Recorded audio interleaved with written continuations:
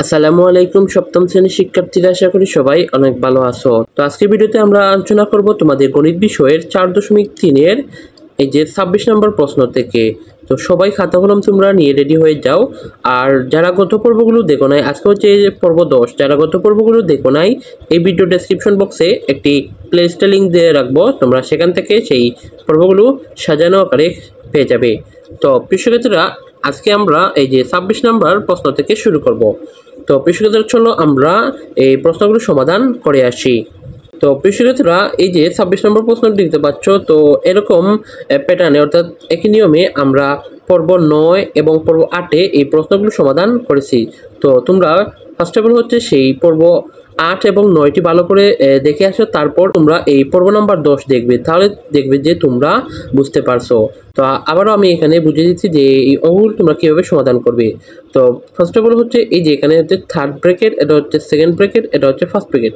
তো আমাদের ফার্স্ট ব্র্যাকেটের প্রথম কাজ আগে করতে হবে। তো এখানে এই যে ফার্স্ট ব্র্যাকেট এই অংশটুকু, তো আমরা প্রথমে প্রশ্নটি লিখব, লিখার পর এই যে ফার্স্ট ব্র্যাকেটের আগ পর্যন্ত যে এইগুলো আছে হুবহু সেগুলো বসে যাবে, এই যে বসে গেছে। তারপর কি করব, আমরা এই যে ফার্স্ট ব্র্যাকেটের এই প্লাসের সাথে আমরা এই ব্র্যাকেটের যে চিহ্নগুলো আছে এই চিহ্নগুলো গুণ বিয়োগ করবো। তো এই যে এখানে 3x এর আগে কিন্তু প্লাস আছে, প্লাসে প্লাসে কি হয় প্লাস 3x, তারপর এই যে মাইনাস এবং প্লাস, প্লাসে মাইনাসে মাইনাস 7y হবে, তারপর যে প্লাস এবং প্লাস, প্লাসে প্লাসে কি হয় প্লাস। তো এখন কিন্তু এখানে এই যে ফার্স্ট ব্র্যাকেট নাই দ্বিতীয় লাইনে, তো এখন আমরা আমাদের কাজ হচ্ছে এই যে সেকেন্ড ব্র্যাকেট নিয়ে কাজ করা, অর্থাৎ এই অংশটুকু নিয়ে।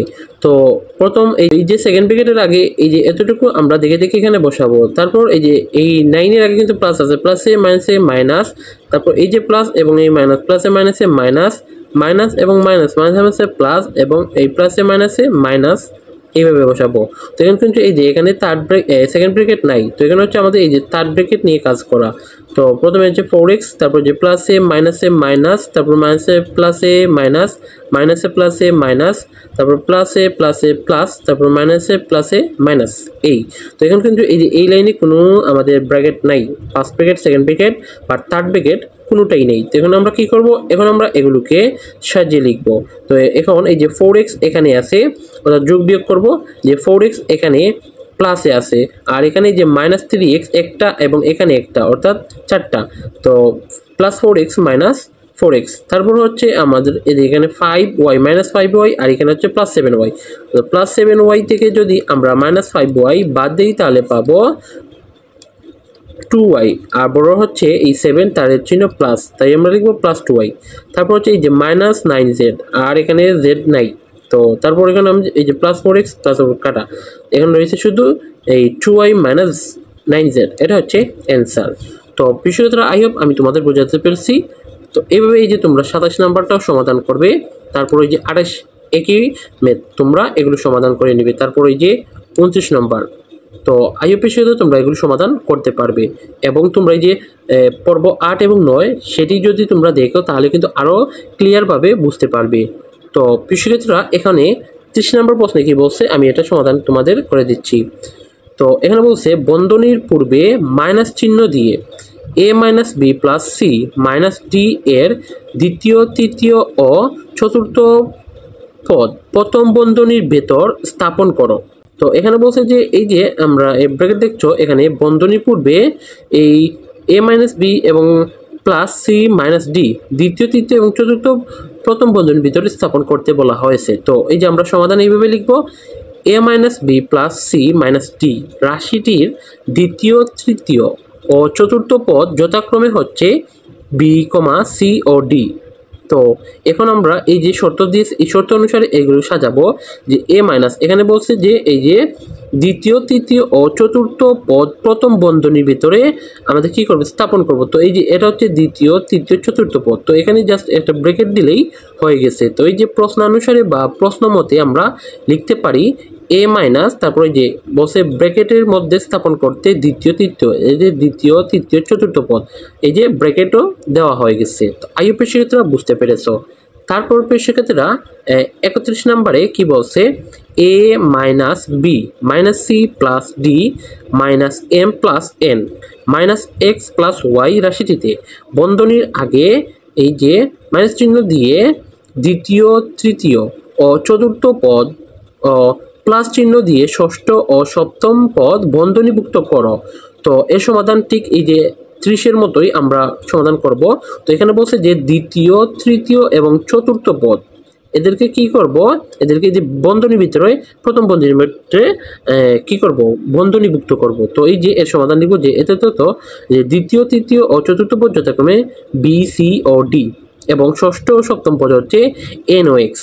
তো প্রশ্ন অনুসারে আমরা এইভাবে লিখতে পারি, এখানে যে বলছে দ্বিতীয়, তৃতীয়, চতুর্থ, যে দ্বিতীয়, তৃতীয়, চতুর্থ এদেরকে আমরা অর্থাৎ প্রথম বন্ধনীর ভিতরে বন্ধনীভুক্ত করেছি। তারপর বলছিল এখানে যে ষষ্ঠ ও সপ্তম পদ বন্ধনীভুক্ত করো, অর্থাৎ এই যে প্লাস চিহ্ন দিয়ে। তো এখানে এই যে আমরা এখানে একটি প্লাস চিহ্ন দিয়েছি, তারপর যে এটা হচ্ছে ষষ্ঠ এবং এই যে সপ্তম পদ কি করেছি আমরা বন্ধনীভুক্ত করেছি, তারপর প্লাস ওয়াই। তো আইএপি সাথে তোমরা 31 নম্বর প্রশ্নের সমাধান বুঝতে পেরেছো।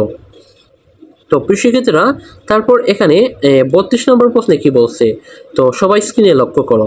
খুবই সহজ একটি ম্যাথ, তোমরা একটু যদি মনোযোগ দাও তাহলে কিন্তু এগুলো সহজেই পেরে যাবে। তো এখানে বলছে 7x minus 5y plus 8z minus 9 এর তৃতীয় ও চতুর্থ পদ বন্ধনীর আগে, অর্থাৎ কি বলছে যে তৃতীয় এবং চতুর্থ পদ বন্ধনীর আগে এই চিহ্ন দিয়ে প্রথম বন্ধনীভুক্ত করো। তো এখানে যে তৃতীয় পদ কই, এটা হচ্ছে তৃতীয় এবং এটা হচ্ছে চতুর্থ, এটাকে আমরা কি করব, এই যে এই মাইনাস চিহ্ন দিয়ে আমরা বন্ধনীভুক্ত করব।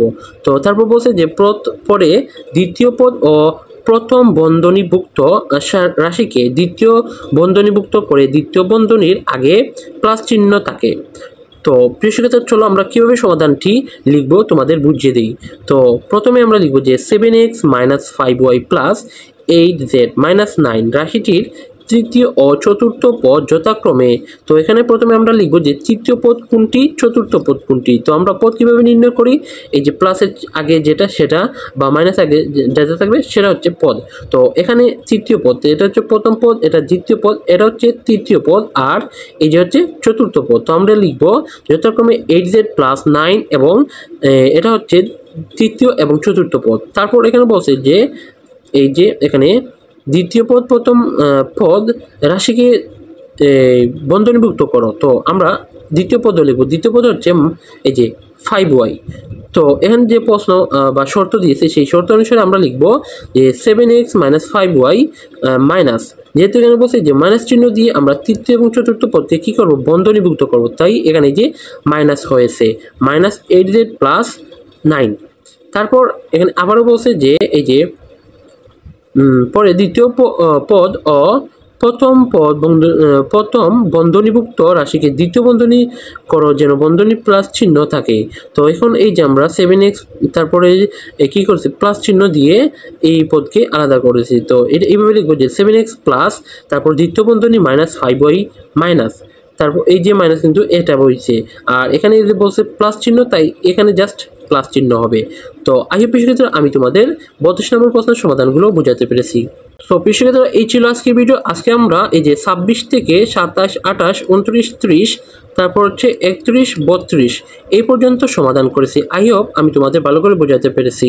তো আমরা নেক্সট ভিডিওতে এই যে 33 এবং 34 নম্বর প্রশ্নের সমাধান করব। তো সেই ভিডিও পেতে হলে অবশ্যই আমাদের চ্যানেলটিকে সাবস্ক্রাইব করে রাখবে এবং পরবর্তীতে তোমাদের অর্ধবার্ষিক, বার্ষিক পরীক্ষার বিভিন্ন সাজেশনমূলক ভিডিও আপলোড দেওয়া হবে, সেগুলো পেতে হলে তোমরা অবশ্যই চ্যানেলটিকে সাবস্ক্রাইব করতে ভুলবে না। আর এই ভিডিওগুলো তোমার বন্ধুদের শেয়ার করে দিতে পারো। অবশ্যই ভিডিও শেষ করার আগে আরেকটি কথা বলে নেই, তোমরা যদি ইজি এডুর সাথে যুক্ত হতে চাও, ডেসক্রিপশন বক্সে আমাদের Facebook page, Facebook group, WhatsApp group, Telegram group ইত্যাদি দেওয়া আছে, তোমরা সেখান থেকে যে গ্রুপে যুক্ত হতে পারো। তো প্রিয় শিক্ষার্থীরা, নেক্সট ভিডিও দেখার আমন্ত্রণ জানিয়ে আজকে ভিডিও এখানে শেষ করছি। সবাই ভালো থাকো, সুস্থ থাকো, আল্লাহ হাফেজ।